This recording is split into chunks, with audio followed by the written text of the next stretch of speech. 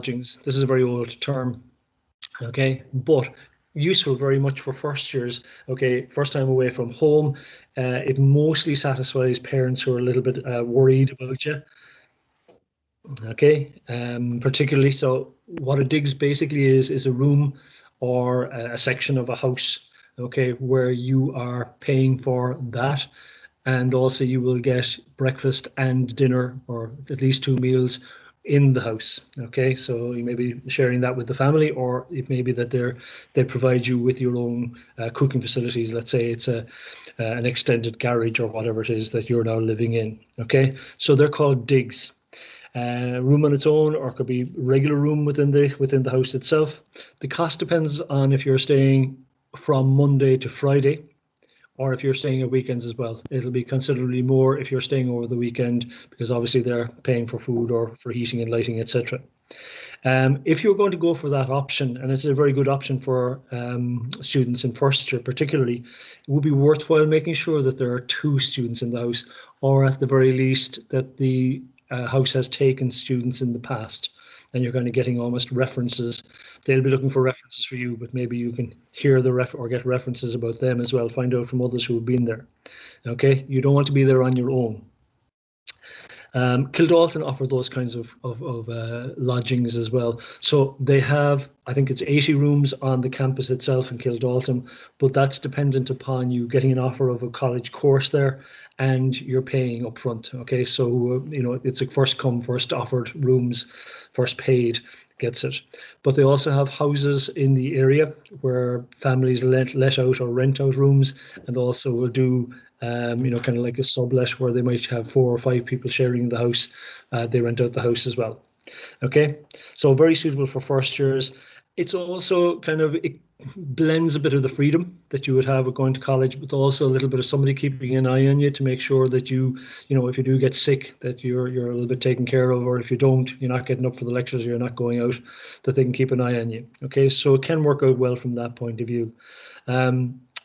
Check the cost. Okay, I'm going to come back to that a number of times.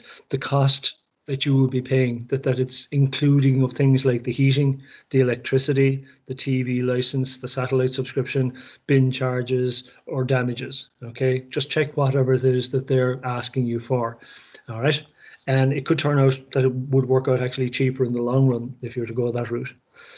If you do accept, then please, please, please, and this goes for all of you, for all of the accommodation, take photographs, but preferably video of the room or the apartment or wherever, everything that's in it. So even go into the kitchen and check to make sure that you have a video will record with a date and a time what it is that's there and what condition everything is in. Because at the end of the day, you don't want to be paying for damages that you didn't do or anything like that. The next option, on campus college accommodation. Okay, so here's where places like University of Limerick or even WIT have an advantage. They have accommodation that's on the campus itself. Now they also have accommodation that's further away, but they have some that's on the campus. Some of them, like UCC, have very near to the campus accommodation. So someplace like Castle White will literally be at across the small stream from the main gate. So they're effectively on campus as well. They're run by the college, all right? And that's hugely important because you're applying to the college for their college campus accommodation. Always you will be sharing with other students, okay? And that can run from, I've seen an 8-room apartment in the University of Limerick accommodation down as far as a 2-roomed one that you could be sharing as well. But generally they run between 3 and 5 people. Okay, the cost depends on the type of room and the number of people or rooms in the apartment. So if you're going for a double bed with an ensuite, okay, you're obviously going to be paying more than if you're paying for a single room, a single bed, and you're sharing the bathroom. Okay, so the cost is dependent upon the type of facilities and the type of the room, etc. Okay, cost will generally be paid in 2 parts, sometimes in 3. Okay. Generally one in August, September, and the second part in November, December. So they're paying you're paying up front for the semesters. The deposit that you will be required to secure, okay, includes money for damages. So that's something that you need to take into your account or into your head. Theoretically, at the end of the year, if there aren't any damages or any difficulties with the apartment, you will get that deposit back. Again, check what is included in the accommodation. So things that are not included may actually be more important. So are there pots, are there pans, are there TVs, are there microwaves, etc.? If those things aren't included, then you're going to have to bring those with you. Okay. Generally, there will be costs Wi-Fi as well would be important, wouldn't it? Is your Absolutely. Wi-Fi or electricity included as well? Absolutely. And those are going to be in terms of the costs. But I was going to look at just at the physical things that are there in your house. Okay, and have a good look around when you're shown it. Sometimes it looks like a very fancy seat or sofa or whatever it is in the sitting room, but when you sit in it, you find that 3 of the 4 legs aren't working, or that so you need to make sure that you check it out. Are all the sockets working? If there's an extractor fan, does it actually work? Where is the cooker? What does the fridge look like? Does the fridge actually work? So those kinds of things are actually important. May not be at the start because you're just so happy to have a place, but you need to. So what I'm supposed to saying is bring somebody with you, somebody who might be able to check the whole place out. And often a mammy or a daddy or an uncle or an aunt or somebody who's been there before can actually do that, wandering around and having a look, and know what's what. That can help. You may be in the position of being able to say who you want to share with, if you know the 2 or 3 people that you have in mind are all applying for the same place. So someplace like the village in UCC or Vic Mills or whatever, you can sort of say, look, there's 3 or 4 of us applying. Could I share with, or would that be possible to share with? And you give a list of a couple of names. Now, it'll only happen if if you all get the college course. But they will try to facilitate as much as they possibly can. But here's the other issue. Maybe it's an opportunity for you to start afresh, for you to have a whole new life, to meet up with new people and new friends, and you'll still be able to meet up with your old friends, your old colleagues as well. So, do you really want to do that? Generally, the college accommodation is 8 or 9 month lease. That's good and that's important, but make sure it is, because that means that you have to be out of there by usually the start of or middle of May. Okay, so lock, stock, and 2 shooting barrels, you have to be gone, because they sublet then the apartments over the summer to tourists or whoever it is may be coming in part-time. If you decide to hang on to it, you probably would have to pay extra for the summer, and there still wouldn't be any guarantee that you would be guaranteed it for the following semester. Other advantages, there's security on campus, on the campus college accommodation all the time, just checking around the place to make sure that things are okay. And that there are house rules and rules in relation to theoretically parties and so on and so forth, so that it's not disturbing or causing too much disturbance to other people who are trying to work there. The cost that you're paying doesn't include food or transport or entertainment or any of those kinds of things. So this is money that you're trying to put together now for the next number of months in terms of a saving plan. The next option is off-campus college accommodation. So these are apartments or houses that are generally rented out or shared by landlords. Okay, they're gone through the college system. Okay, gone through the college accommodation office. So the college, to a certain extent, have vetted them. Okay, but at least they're following the college guidelines. They're not on campus, but they could be near the campus. And the problem is that if you need to check when it says near the campus. Some people's idea of near and other people's idea of near are very different. So near campus could be 2, 3, 4 kilometers away, or if it's really complicated in terms of 2 or 3 buses or a bus route system, then that's a problem. Okay, college accommodation can also list private houses offering rooms. Okay, and that again is important, because once they've gone through the college, that they're being checked out to a certain extent. I'm looking for here then. Okay, so the college administration will also be linked with people who want to share or sublet. Those could be academic staff, or those could be people who are associated with the college. Okay, but again, subletting and sharing gives you an opportunity or an option to have a room or to share a place accommodation with somebody. Check with the accommodations office that they're listed and that the office has been checked out by, that the office has checked these people who are offering rent. I suggest you do not go with the first time people. First time people being people who have just started to share or to open their houses to students. It takes a little bit of time for people to get used to living with other people. But most importantly, check everything out before you part with money. Okay, money is hard got. You know it is. Don't give it away easily. The next one, privately owned student accommodation.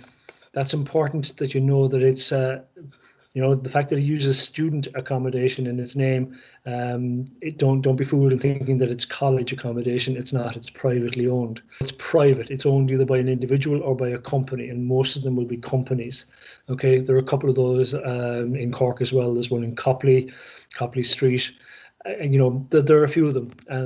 Some of them are very nice, and some of them are not as expensive. Okay, but you just need to be aware of them. Some of them can be a mix of non-students and students, so that can be helpful, but not at times. Not the same level of security. Now, the lease in those places, the lease is the rental agreement that you sign with the people, and that's hugely important and hugely strong. And a little bit later on, I'll be suggesting that if you can get a solicitor to have a look at it, but even make sure that you have a copy of it somewhere to check, because it is a legally binding contract between yourself and the people who own the building or own the apartment, and it's very hard to get out of it if you have signed it. Check when you have to pay for the deposit, okay, or who you may be sharing with, and any of the house rules. In privately owned accommodation, you could be mixture of boys and girls, mixture of first, second, third years, the whole lot. So again, it's just having a chat with the people. Check what the money includes. Okay, some will take a deposit for electricity and deduct that for electricity and damages at the end of the period. So you need to find out about that. Again, video everything when you get there. Okay, everything that you can see, the bathroom, the bedroom, the kitchen, the hallway, the whole lot. Everything needs to be to keep a record of it. And it doesn't matter whether they see you doing that or not. Okay, that's probably just as good, but you have a date on it. The cost of replacing certain things. So there might be no problem with replacing the key to get into the door of your room, but getting in the front door key or getting into the front door card can be expensive. College accommodation run by the campuses usually runs between €5 and €10 for replacement, but it goes up the second and third time that you lose the key. And then for other places, it can be up to 50, 60, €100 for that key. Check what's in the apartment. Again, make sure that you know what you have. And the last one on this one, don't bring valuable items. And I'd be suggesting that for all of your accommodation folks. Like, don't bring the brand new bike. Don't bring, your brand new laptop and leave it hanging around the place. Don't bring your, fabulously expensive and wonderful PlayStation or whatever. Okay, things go missing, things get broken, things go, get stolen. So you need to be kind of aware that the stuff that you have, is kept safe. Hopefully we're doing okay. House room rental is the next one. Okay, so a lot of students, particularly after first year, look at the possibility of renting with some of their friends one of the houses in the area. Okay, and that's perfectly fine. I'm not so sure that I would be suggesting it in first year if you're going to go, into that this year. But if you have some friends and that you're really friendly with them, maybe they've already been in college and they're renting this house, or the landlord, maybe they're a family member, then that can be different. But effectively a house or a room rental within a house or an apartment, the landlord owns the house. They could be a live-in landlord. Okay, so that changes the dynamics immediately because effectively they own the house, they're subletting it to you. There may be different age groups. You may have people who are working, so they're professional people, and then you're a student, or there may be 3 professionals and 1 or 2 students. Again, the dynamic is a little bit different. Okay, they are finished on a Friday evening, or they may be finished at 5 o'clock in the evening, and you are only getting started on your study and your work. The cost that you pay is for the house. Allow you to bring in other people or bring in other guests. They probably will, but they don't have to. If you're renting an individual room, folks, okay, some people call them bed sits or some people call them single room sits. Be careful of them. Go see it and go see them very carefully. I looked at a few with some of my own students or my own kids as well, and they were absolutely tiny. Okay, the house looked fab. It looked really nice and it looked, old and classical and so on. But what the people had done was turn a box room or an old under the stairs cupboard into a room. Okay, so it was tiny. Check, please. Make sure that everything works in there, that the windows open and close, that there is heating. Okay, and more importantly, how easy is it to get out of there in the case of a fire? One of the places that I looked at required you to actually knock on the door of the apartment or the room next door in order to get out of the room. So effectively, you're going through somebody else's room. That's not really very helpful. On the third floor, the windows didn't open, so there was no way of getting out in terms of a fire escape. Okay, so you do have to have a look at that. Don't be desperate and go for anything that's offered. Okay, be reasonable. If it's dangerous, when you look at it, it is dangerous, so don't go for it. Okay, houses and will generally be cheaper, but they look like they're cheaper up front. But when you take into account things like, that you may have to pay for the bin charges, the TV connection, the Wi-Fi, the electricity, the heating, those are all on top of, and they're generally not mentioned. So that becomes an issue, particularly as you go through. And who's, in terms of a house, who's sharing? Is everybody paying equal amount? Some people may not. Some people may not be willing to contribute. Maybe a shared bathroom. Okay, that's something that you need to be. Are you aware of? Are you, okay about that? Some of you may be living at home without, having everything for yourself, and this can be a big issue, a big change. Usually, you will have to pay a deposit, and the deposit will be a month rent in advance plus a month rent for damages. Okay, so that can come up to, 600 or 700 euros up front. In some cases, it can be more. Again, don't give money in cash to anybody, even if the landlord says, look, I want cash. Don't. Okay, and don't give money away without seeing the inside of the house. Some landlords or so-called landlords will sort of say, yep, this is my place. You can see it's good, and you'll be number 6 there. Don't do that. Walk in, ask them to open the door, come in and have a look. Sometimes people are running scams and they'll rent out a house or rent out a room to somebody who's gullible enough not to go in. Okay, if they haven't got the key to get in the door, if they haven't got the key to get into the apartment, then it's probably not theirs. Okay, right. I want to just quickly run through a couple of rules that I think will be useful for you regardless. Okay, so the first thing is check the lease. No matter what type of rental you're going to be doing, check it. Is it for 8 or 12 months? The 12 months one is hugely important for you folks, because if you sign up to a 12-month lease, you're finished in May and you're not starting until September again. Okay, but in a 12-month lease, the landlord can insist that you signed for 12 months, so you must pay for June, July and August. Okay, even though you're not going to be there. So that's an issue. Okay, certainly the college student accommodation is usually for 8 months. If you're signing up for 12 months, be clear that you may have to be paying for the whole 12 months. Get someone to come with the viewing. Okay, it's important for you. Take photographs or video. Okay, and keep that video somewhere safe. Send it to yourself, send it to your mom, send it to somebody so that they have a record of it. Don't hand over cash until you've been inside the property. Check what's included and not included in the deposit and the rent. Okay, what is it that they're charging for and what are they not? Check, can you sublet or sublease in the case of you becoming ill? Okay, or something happens and you have to finish up in college and you have to go home. Okay, can you do that in the case of? Be sensible, not desperate. So that's why it's worthwhile to start your search or your looking around now. Okay, obviously apply for college accommodation. If there's a lotto, generally they're going to be the cheapest version particularly. Check out how far from the college and from forms of transport the place is. Okay, somebody sort of says 2, 3, 4 kilometers, but it doesn't say that there's 5 buses that you need to get. And the winter is very wet in Ireland. Okay, so if you're talking about walking, if you have to walk 2 or 3 kilometers to college and back again, yeah, it's not very comfortable. Okay, it's not bad, but it's not comfortable. And check what items you need to bring and how much you might need to contribute to such things as kitchen funds.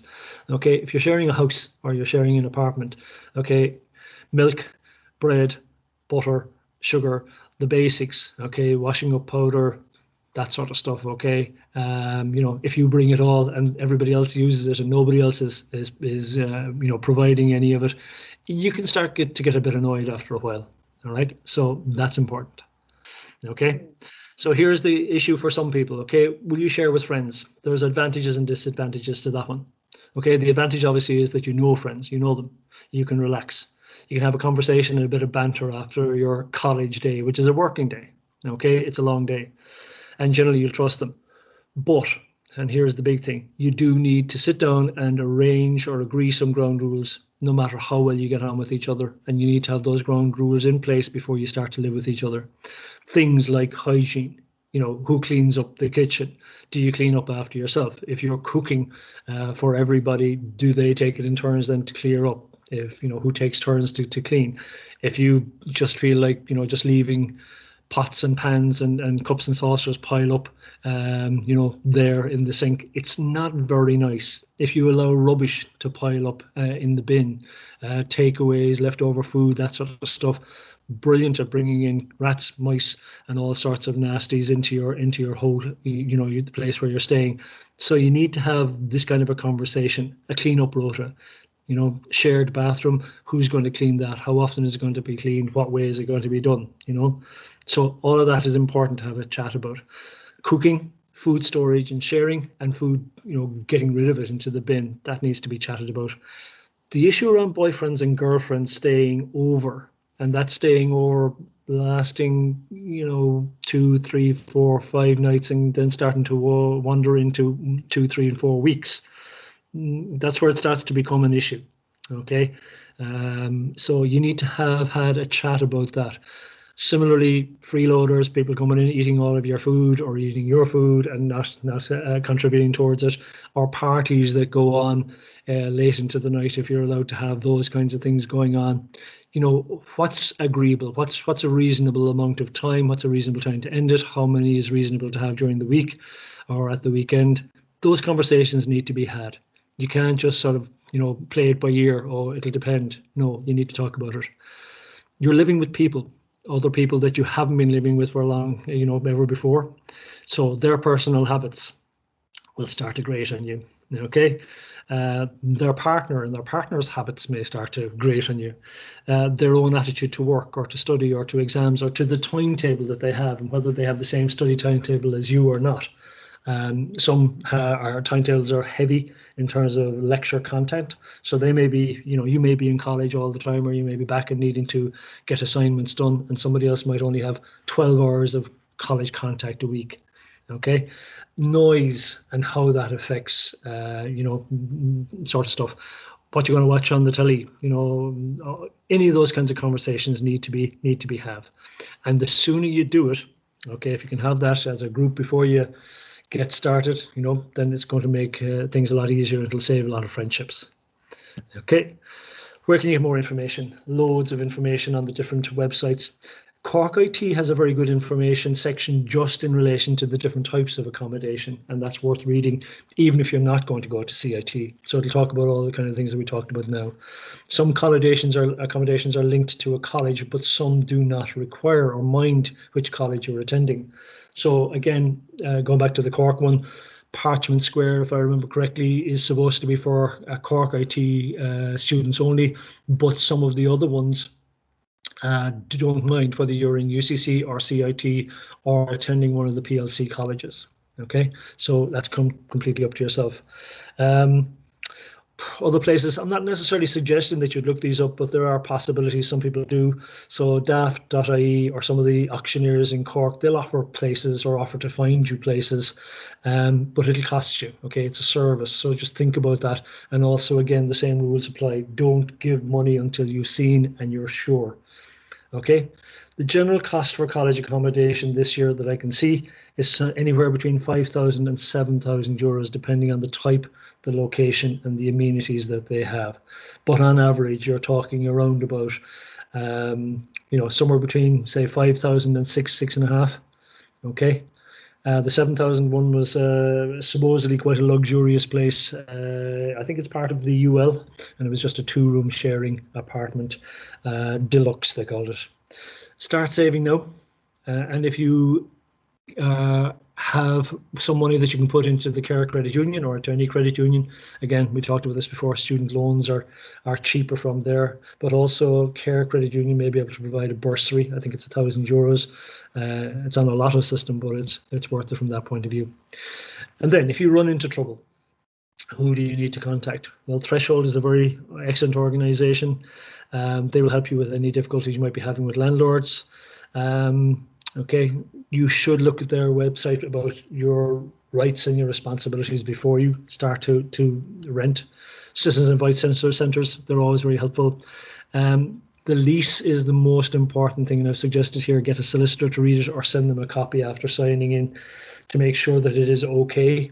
Even if you signed it and you get it looked at, if they find that there's something wrong with it, it's not a legally binding contract then, but it takes a solicitor to be able to probably see that.